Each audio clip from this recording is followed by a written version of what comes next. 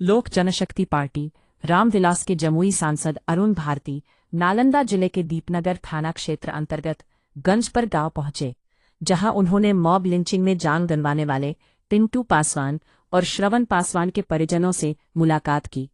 सांसद ने पीड़ित परिवार को ढास बंधाते हुए हर संभव सहायता का भरोसा दिलाया। पीड़ित परिवार से मुलाकात के बाद सांसद अरुण भारती ने कहा कि बिहार में किसी भी कीमत पर अपराध को संगठित रूप लेने नहीं दिया जाएगा, जैसा कि पहले के जनरल राज के दौर में देखने को मिलता था।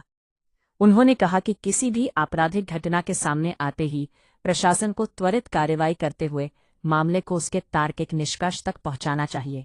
यही सुशासन की पहचान है। सांसद ने प्रशासन को भी सतर्क रहने की नसीहत देते हुए कहा कि अधिकारियों को अपनी आंख और कान खुले रखने चाहिए, ताकि किसी भी अप्रिय घटना पर तत्काल कार्रवाई कर उस पर प्रभावी नियंत्रण लगाया जा सके। आरा में भरत भूषण तिवारी एनकाउंटर मामले पर प्रतिक्रिया देते हुए अरुण भारती ने कहा कि घटना की जांच के लिए टीम का गठन कर दिया गया है। जांच में जो भी व्यक्ति दोषी पाए जाएंगे, उन्हें किसी भी सूरत में बख्शा नहीं जाएगा।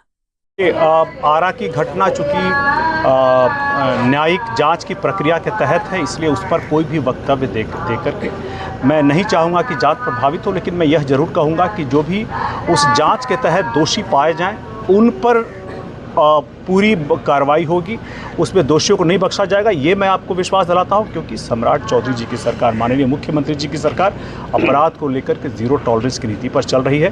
कोई भी आरोपी छूटेगा नहीं। यहाँ वाली प्रकरण में मुझे लगता है कि अगर पुलिस प्रशासन थोड़ी और मुस्तैद रहती तो अपराधियों पर जल्द ही, जो अभी फरार है, उसको गिरफ्तार किया जा सकता था और कानून सम्मत जो भी कार्रवाई होगी हम लोग उसका समर्थन करते हैं। परिवार के साथ हमारी नेता, हमारी पार्टी और हमारे जिला के जितने कार्यकर्ता हैं, नेता हैं, सभी उनके साथ मजबूती से खड़े हैं उनकी इस न्याय की लड़ाई में। सर, एक लेके भी वहाँ पे फांसी का मांग किया जा रहा है कि पुलिस को फांसी दिया जाए बेकसूर के। जांच होने दीजिए। जांच के लिए पूर्व हाईकोर्ट के जज के नेतृत्व में, एक रिटायर्ड जज के नेतृत्व में गठित किया गया है कमीशन। इस न्यायिक प्रक्रिया को पूरा होने दीजिए और इसके तहत जो भी जांच में, अनुसंधान में पाया जाएगा वो उचित कार्रवाई किया जाएगा। ऐसा क्यों लगता है कि बिहार सरकार के पुलिस लोग मनमानी कर रहे हैं अपने आप? पुलिस की मनमानी की नहीं। देखिए, आपको याद होगा नीतीश कुमार जी, माननीय पूर्व मुख्यमंत्री जी के भी शुरुआत के शासनकाल में कुछ प्रशासन के लोगों ने अति उत्साह में ऐसी कार्रवाई की थी। सरकार की बदनामी होती है ऐसे में, और इसको लेकर के हमारी सरकार, हमारे नेता चिराग पासवान जी, माननीय मुख्यमंत्री जी सजग है।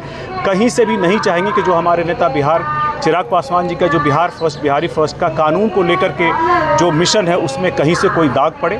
इसको लेकर के हम लोग भी सजग हैं और ऐसी कोई घटना होगी तो उस पर उचित जांच और उस पर आगे की कार्रवाई की जाएगी। सम्राट चौधरी के कहने पर पुलिस कार्रवाई कर रही है कि जो भी गुंडा है उसको इनकाउंटर कर दिया जाए, उसी पर तो काम कर रहे थे। नहीं, उनका है कि अपराध को लेकर के जीरो टॉलरेंस की नीति है और ऐसे में कहीं भी ऐसी अपराध होगी तो पुलिस उस पर तुरंत संज्ञान ले, जाँच करे और तुरंत कार्रवाई करे।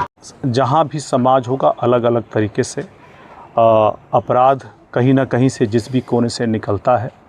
ऐसे में इस अपराध को संगठित न होने दिया जाए, जैसे कि जंगल राज में हुआ था।